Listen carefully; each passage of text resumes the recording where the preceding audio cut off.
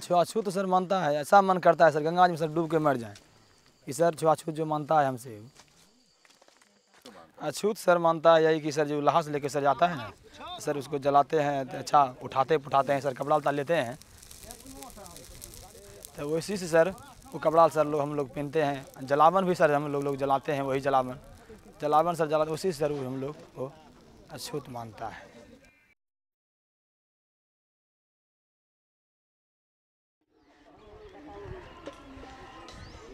आगवानी गंगा के घाट पर बसा परबत्ता गांव का एक मोहल्ला है। यहाँ डोम समुदाय के लोग रहते हैं।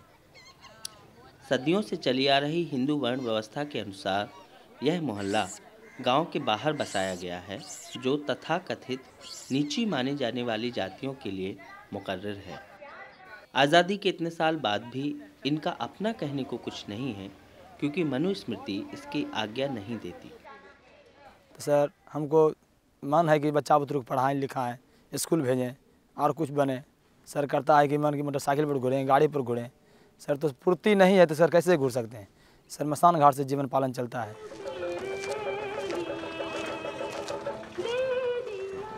हमारे देश में एक मतलब काफ़ी पुरानी एक सभ्यता है वर्गों को बांटने का। उसी में से एक वर्ग ऐसा है जो अभी भी सबकी नज़र से हट के अपना जीवन यापन कर रहा है, जिसको समाज में डोम जाति का दर्जा दिया गया है, जिसके चलने से लोग साइड हो जाते थे और जिनका दहलीज पे बैठना अभी तक लोगों को नहीं गंवारा होता है, जिनके साथ बैठ के खाना पीना भी लोग अभी तक नहीं सोचते हैं।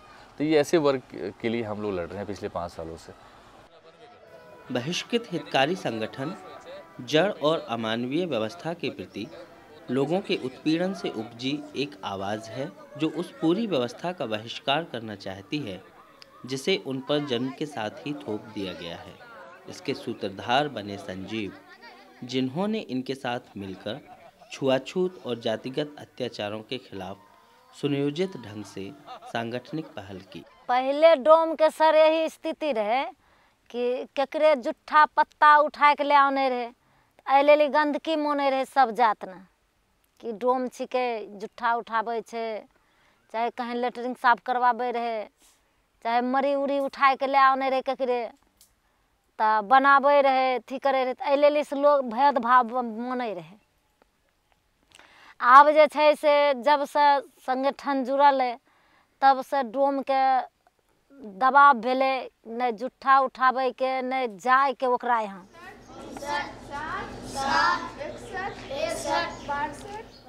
संगठन की शुरुआत डोम समुदाय के बच्चों और महिलाओं को शिक्षित करने के प्रयासों से हुई। मूलतः सामाजिक सुधारों से जुड़े इन प्रयासों का असल मकसद मानवीय गरिमा और सामाजिक न्याय के प्रति आपसी समझ का निर्माण करना था।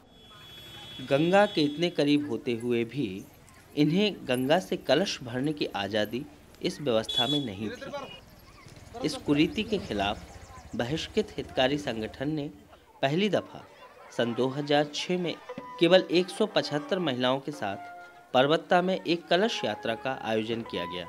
इस कलश यात्रा ने क्षेत्र के सांस्कृतिक परिदृश्य में हलचल ला दी। असल में यह उन मान्यताओं के प्रति विद्रोह था जो मानवीय समाज को ऊंच नीच के खांचों में बांटकर इंसान को उसकी गरिमा देने से रोकती हैं। अब यह कलश यात्रा इन समुदायों के लिए आज़ादी के पर्व की तरह है।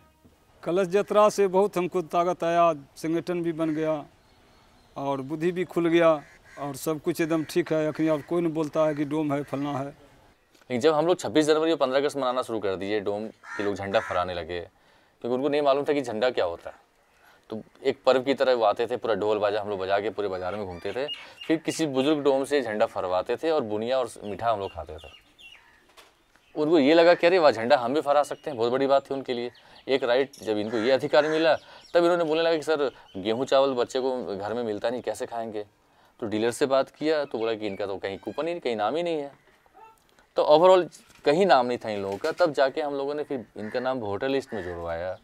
वोटर लिस्ट से इनका नाम बीपीएल वगैरह में आया, अंत्योदय में आया। फिर इनको पीडीएस वाली सुविधा मिली। जब ज़मीन की बात चली कि हमको रहना नहीं है, वो घर नहीं है, क्योंकि सब सड़क के किनारे रहते हैं या गांव के किनारे सरकार की ज़मीन हो उस पर बसे हुए रहते हैं। फिर हम लोगों ने स्थानीय प्रशासन से बात किया तो कुछ 12 लोग जो पहले हमको मिले थे वो ब्लॉक कैंपस में रहते थे, उनको हम लोगों ने उठाया और सरकारी ज़मीन को 2-2 डिसमिल करके कब्जा करके इनको बसवा दिया बिना किसी से पूछे। और जो वीडियो थे उस समय को उन्होंने बहुत मदद किया, उन्होंने तुरंत इंदिरा आवास अलॉटमेंट कर दिया और मुझे लगता है कि 10-15 दिन के अंदर उनका अलॉटमेंट हो गया, ईंटा गिर गया और इंदिरा आवास बनना शुरू हो गया। तो एक सबसे बड़ा अचीवमेंट इनका ये लगा कि मतलब मेरे 6-7 महीने स्ट्रगल करने से इनको एक इंदिरा आवास मिल गया, एक छत मिल गया। सबसे बड़ी बात है कि रोटी कपड़ा मकान में मकान सबसे ज़रूरी है। भारतीय संविधान से छुआछूत शब्द को बेदखल किया गया था, पर महज लिखने से सामाजिक सच्चाई नहीं बदलती। गांव समाज अभी भी इस कुरीति से मुक्त नहीं हुए हैं। बहिष्कृत हितकारी संगठन ने कई मोर्चों पर इन निचले कहे जाने वाले समुदायों के लिए रास्ते बनाए हैं, उनमें आत्मविश्वास और आशा का संचार किया है। अब वो मानते हैं और मनाते हैं कि वो भी इस देश में सामाजिक बराबरी और मानवीय गरिमा के साथ जीने के उतने ही हकदार हैं जितना कोई और।